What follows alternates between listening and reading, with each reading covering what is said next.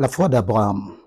Dans le livre de Galates 22, versets 15 à 18, la Bible nous dira que toutes les nations de la terre seront bénies en ta postérité, parce que tu as obéi à ma voix. Donc là, Dieu parlait à Abraham.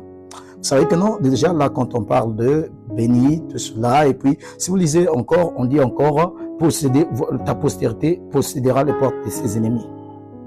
Là, déjà, nous pouvons parler de beaucoup de points. Vous savez que non, il y a des gens qui ont eu à parler, à donner certaines interprétations sur ce concept, la postérité d'Abraham. Il y a nombreux qui n'ont pas compris. Ils ont dit les postérités. Il y a d'autres qui ont dit beaucoup de choses là-dessus. Maintenant, soulignez ceci. Dans l'histoire de la vie d'Abraham, il a eu à rencontrer certaines femmes. Donc, puisque Abraham devait avoir une postérité, nous savons tous que non, pour avoir une postérité, vous avez besoin d'une femme avec qui vous pouvez avoir cette postérité. Et Sarah, par les conseils de Sarah, Abraham va rencontrer la première femme qu'on appellera Agar. Et est-ce que c'est par Agar que cet enfant devait venir? De Agar, ils ont eu l'enfant qu'on appelle Ismaël. Et on montre que non, Ismaël n'était pas cette postérité. Et de Sarah, il va avoir une autre femme au nom de Sarah, ils vont avoir un enfant qu'on appelle Isaac. Et là aussi, que non, la Bible nous prouve que non, ce n'est pas la postérité attendue. Mais vous voyez que cette postérité va venir par une troisième femme. Donc, il s'agit de Marie. Là, nous comprenons que non, donc Marie était la troisième femme d'Abraham. Bon, je sais que non, concernant la prophétie, je sais que non, l'on dira aussi que non, il y a eu une autre femme qu'on appelait Ketura. Ça, c'est une autre paire de manches. Mais je m'aimerais m'accabouter d'abord sur ce point. Maintenant, regardez ceci. Quand on parle de ces trois femmes, nous avons Agar, nous avons Sarah et nous avons Marie. Et du premier enfant, disons, la première femme va avoir un enfant naturel, qu'on appelait Ismaël. Et l'autre encore, on va aussi avoir un autre enfant qu'on appelle Isaac. Et troisième, Christ, Jésus. Maintenant, regardez, avec Agar, il n'y avait pas eu de promesses. Nous le savons tous. Et avec Sarah, c'était un fils naturel. Et là, nous voyons que non, avec Christ, c'est la postérité attendue. Si nous voyons encore dans le livre dans le livre de Galates 3, versets 6 à 9, on dit que car nous sommes descendants d'Abraham selon la foi. Là, nous allons revenir là-dessus. Maintenant, si nous voyons encore que non, il arrive que non, quand on parle de l'épouse, on parle de l'homme, il est souvent comparé à un arbre. S'il est comparé par un arbre, cet enfant qui devait être formé, mais ou encore, s'il est considéré comme un fruit, nous n'allons pas dire que non, et Ismaël était ce fruit attendu. Non, on dira que non, Ismaël était qu'une tige. Et Sarah aussi n'était pas le fruit, n'était pas le grain, c'était les graines. Le grain sera Jésus, donc à travers Marie. Maintenant, regardez, c'est ça aussi de la manière dont on construit l'être humain. Nous passons par la justification, qui est le type d'Agar, la sanctification, qui est le type de Sarah, et enfin, le baptême du Saint-Esprit, qui est le type de ce qui vient de Marie. Donc là, déjà, corporellement de l'homme, on parlera, nous avons le corps avec Agar, l'esprit avec Sarah, et l'âme avec Marie.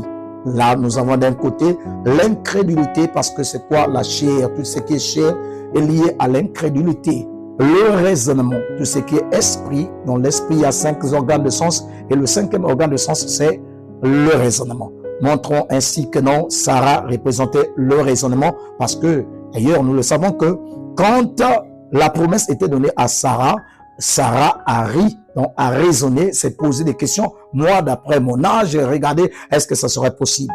Ce n'était plus possible pour Sarah d'être celui qui devait recevoir cette postérité. Mais Marie n'a pas douté, est le type de la foi parfaite et a cru aux choses impossibles. Voilà pourquoi nous avons dit que les descendants d'Abraham, d'après le livre de Galates 3, versets 6 à 9, ce ne sont pas ceux qui ont la capacité de lire les Écritures ou de ceci, cela, mais ceux qui ont la foi d'Abraham.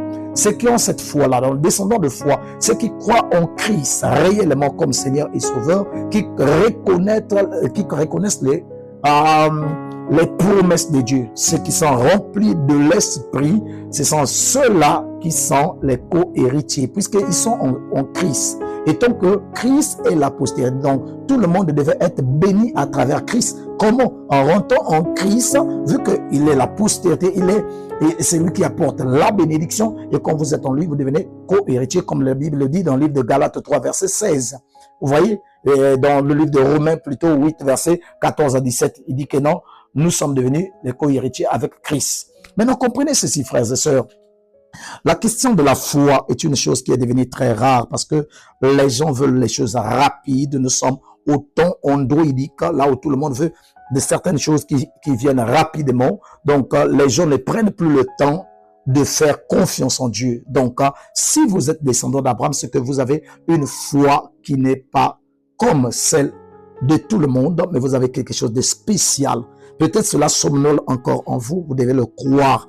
Certainement, ça arrivera à une certaine maturité qui fera de telle sorte que les gens, en voyant, vous êtes hors de commun. Déjà, nous lisons dans le livre de Hébreux 11, verset 1er, on dit, or, la foi est une ferme assurance des choses qu'on espère et une démonstration de celles qu'on ne voit pas. Donc, vous avez la capacité de dire ou encore de voir des choses que les autres ne peuvent pas voir. En vous, vous pouvez prononcer des mots. Vous appelez l'invisible à être visible devant vous. Vous regardez au-delà de ce que l'homme naturel ne peut pas regarder. Voilà pourquoi on dit que non, un chrétien a le sixième sens. Dieu a doté dans un croyant quelque chose qui est différent des autres personnes.